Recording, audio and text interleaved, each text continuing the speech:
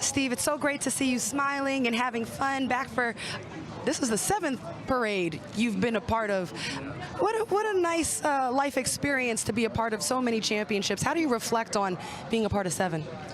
First of all, how lucky I am. I mean, you know, I go back to my first one in Chicago in 1996 with my son Nick on my shoulders. He was 3 years old, and you know, now he's 24. We're walking down the streets of Oakland celebrating another one. So it's been an amazing run for not just for me, but for my family to experience this together. And man, today is just amazing. It's really cool you bring up Nick. You know, this was a year where there were hard times for you physically, had to step away, made it back like a champion for the finals, now here for the parade.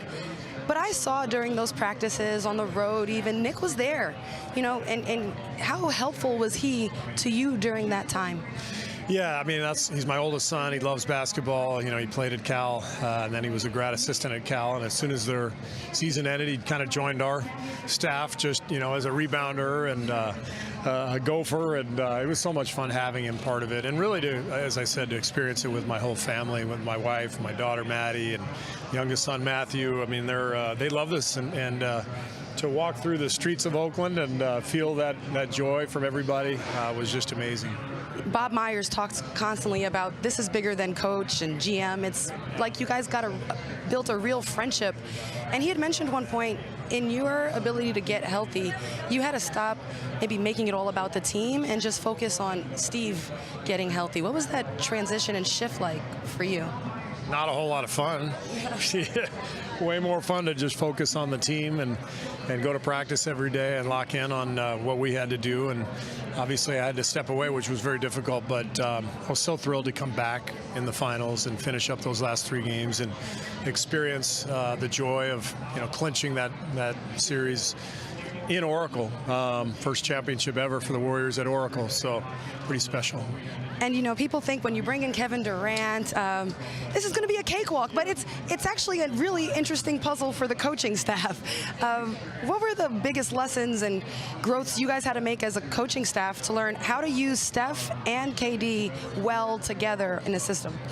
Well, it is a puzzle, but it's a beautiful puzzle. Yeah. You know, it's like a puzzle of like Yosemite or something. Like it's, you know, you're looking at it and it's starting to come together. You're like, it's the most beautiful thing I've ever seen.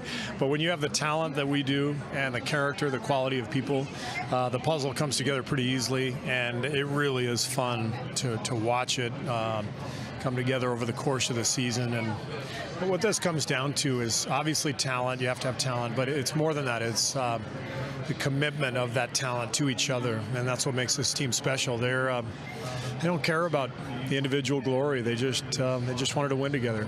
Last one for you, because it's not just about Steph and KD and the 4 All-Stars. You love the term strength in numbers.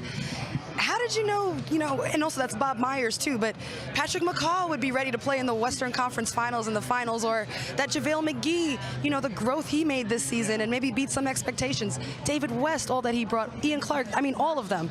The rest of the roster, how did you get them to the point where everybody was ready for their moment? It's what a team is about. I learned that, you know, from Phil Jackson and Greg Popovich. Playing a lot of people throughout the year empowers each and every one of them. It makes everybody feel important. And so we like to play everybody. We count on them. They're all great basketball players. You're not in the NBA unless you're a great player.